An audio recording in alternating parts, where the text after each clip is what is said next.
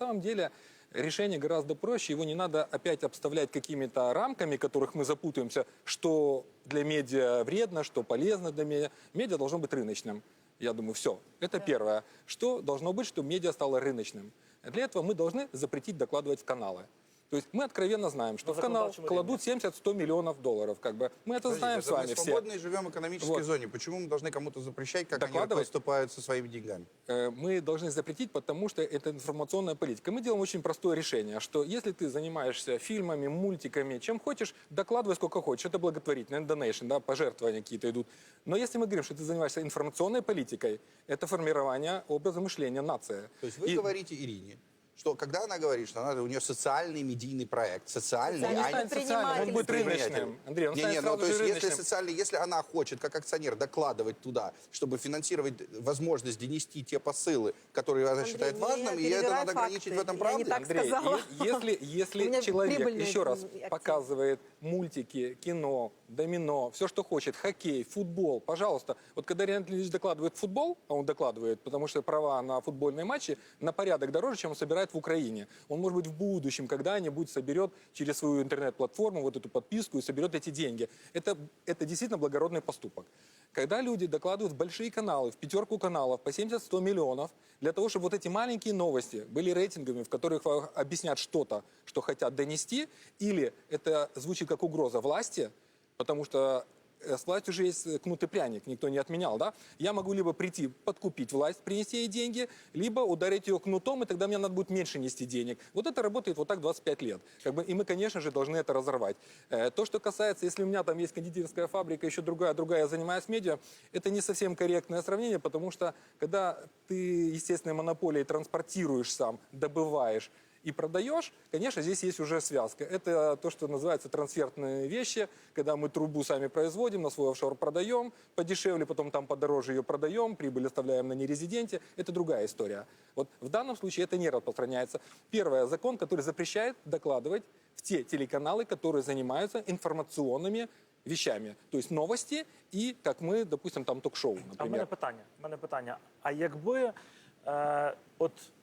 знову ж таки, уявляємо, що ми живемо в казці, і відгородити оцих олігархів, які володіють телеканалами, від впливу на прийняття державних рішень. Чи був би їм тоді, в принципі, з економічної точки зору, сенс довкладувати? Нет, конечно. Можливо, тоді і не треба було б нічого забороняти. Просто їм треба заборонити інше. Вы не можете их отстранить, потому что у нас принцип построен очень простой. Чтобы человек стал депутатом, он должен появляться на телеканалах. Он может появляться на телеканалах, если он дал клятву олигарху, грубо говоря. Там, вот. Если он начинает появляться на телеканале, его люди уже узнают, за него могут проголосовать. Соответственно, он попадает в парламент, он лоббирует интересы олигарха. Замкнутый круг получается. Мы, когда создавали этот канал, мы эту именно историю пытались разорвать. Мы говорили бизнесу, заходите в этот канал, сюда вкладываете деньги, мы вместе с вами 5 лет создаем новые лица. Эти лица идут в парламент, не работают там на меня, на Савика, на других акционеров. Они идут работать на украинский народ. И тогда можно разорвать. Сегодня невозможно. Мы с вами сегодня, вот мы можем с Ириной сейчас вот сказать, все, 100% правильно. Вы скажете, действительно правильно. Пройдем все экспертизы, вынесем в зал на голосование. И люди, которые представляют интерес вот этих ребят, которые сейчас у вас на экране висят, они скажут, нет. И законопроект будет провален, получается. И мы будем жить в этой... Во второй части передачи мы поговорим о налоговой реформе.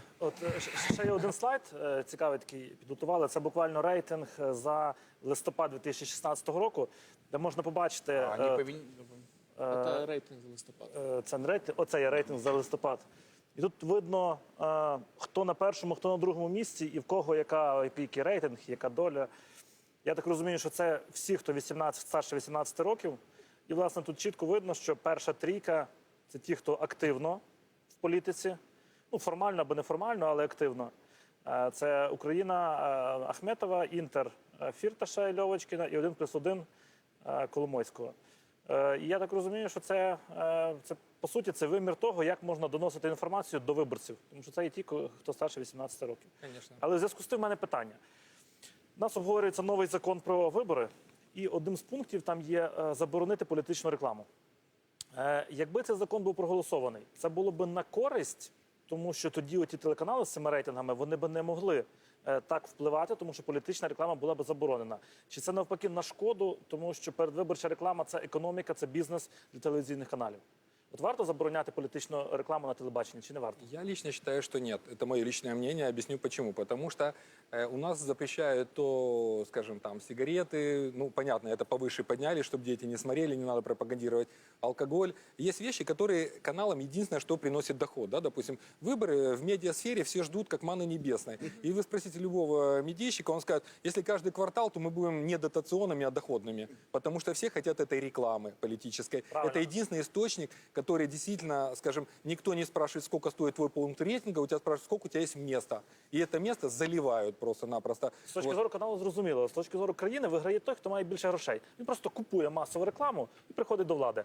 А тоді він має вже далі конкурувати не грошима, якщо це заборонено, не рекламою, а ідеями. Тогда надо запретить все ток-шоу, дискуссии, как наша «Пятница», потому что, Ні, ну, например, ток-шоу ви там... однаково запрошуєте представників різних, а рекламу вас може закупити одна партія і крутитися цілодобово. Не Вас может або одна інша. партия закупить по закону о рекламе, там есть ограничения, там есть количество, каждый канал делает тарифную сетку специальную, все покупают по одной цене на канале, если я выставляю определенную цену, то все купят по ней, по одинаковой Ну, цене. Я трошки там У кого больше утрировано бюджет, тот сказав. купит немножко больше рекламы. У кого нету бюджета, он не купит не потому, что ему Абсолютно. запретили, у него просто нету денег. Правильно. Понятное дело. Тобто Но конкуренция нету денег, грошима. значит, в него не поверил олигарх. Поэтому не дал ему денег, потому что у нас и в маленькие партии олигарх поверил, то он ему даст денег, и он тоже закупит столько же времени, что мама не горюй. Вот, Павел, а вы согласитесь, у меня есть такая полусерьезная теория зрадофильства украинских медиа.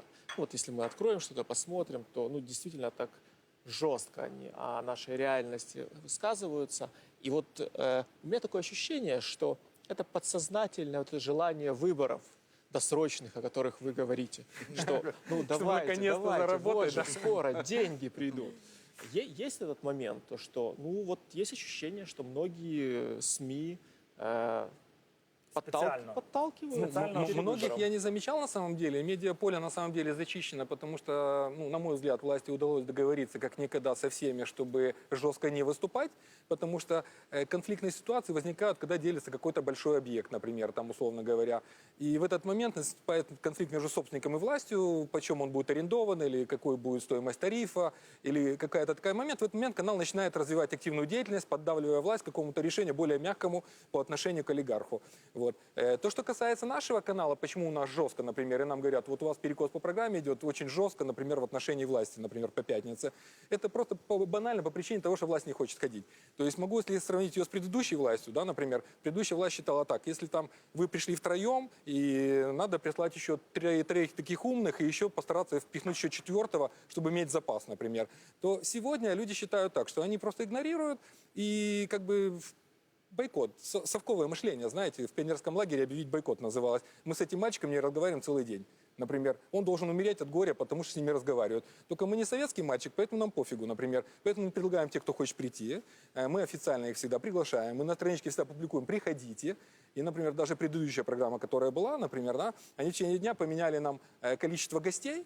Например, там один уехал вдруг в Закарпатье, второй не доехал, потом хотели третьего, и даже уже винника бедного не смогли к нам отправить. У меня есть зритель, и я могу быть рыночным, да?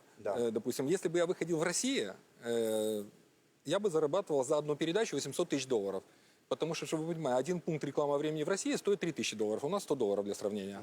Даже если взять население наше и поделить его на 3, да, то, что у нас меньше, и все остальное, все равно у нас пункт должен стоить $1000. Если бы у нас отпустили все в рыночные отношения, он бы поднялся. Много будет других людей, которые с канала будут защищать, говорить, что я говорю не так, это не так. Я вам еще раз уверяю, будет $1000 этот пункт, если мы сделаем рыночное телевидение. Эти затраты, этот доход от этого рекламного времени будет покрывать наши затраты. И я бы в России собирал $800 тысяч за передачу. Здесь я не могу собрать. Почему? Не потому, что эти ребята не хотят нас как бизнес взять на канал. Мы приносим, да, рыночные деньги им. Они не могут взять, потому что им власть запрещает. То есть, когда есть нерыночное телевидение, оно и создано для того, чтобы управлять сознанием людей и олигархами. Это такой определенный сговор. Общество это терпит, к сожалению. В большинстве своем оно его не понимает. Я его сам не осознавал еще год назад, пока не стали собственниками канала, честно вам скажу. Вот не задумывался, об этом. Но когда я стал из кармана доставать каждый день деньги и понимать, и считать цифры просто, я стал понимать, что у них происходит. И знаете, говорят, там два олигарха поругались, говорят, тут мы поругались, сколько он потерял, допустим, там 20. Не так. Сколько он сколько мы потеряли? 10. А сколько мой конкурент? 20. Так давайте дальше докладывать 10, чтобы мой конкурент терял 20. Понимаете, логика какая? То есть, Почему это надо ограничивать? Павел, у вас право докладывать. Там, у всех я не остальных могу нет. выходить рыночно. Я не могу выходить пропаганду рыночно, надо пока не ограничивать? докладывают, Андрей. Я не могу выходить рыночно, пока не докладывают. Потому что Я это не могу выходить испепеляет, рыночно. цивилизованный Дайте мне рынок. сейчас, вот пусть любой канал придет, вот мы закроемся, да, допустим, там в этом году, и у нас есть программа, которую люди хотят смотреть. По вашей Экономисты, например. хотят. Нет, ну, окей, вашу программу. Люди хотят смотреть. Покажите мне, где выйдет наша пятница. Покажите. Вот нас сейчас пытаются перевести в хозяйственные споры. И говорят, это хозяйственный спор. Люди открыли вареничную, не рассчитали количество мяса, макарон, чего-то там, бац, вареничная лопнула. Я говорю, нет, друзья мои, это не эта вещь, это не хозяйственная вещь. Это чисто свобода слова, которую у нас контролируют через дотационность. Вы не можете продавать вот эту кружку по рублю, если я ее буду рядом продавать по 50 копеек, потому что Андрей мне будет давать 50 копеек.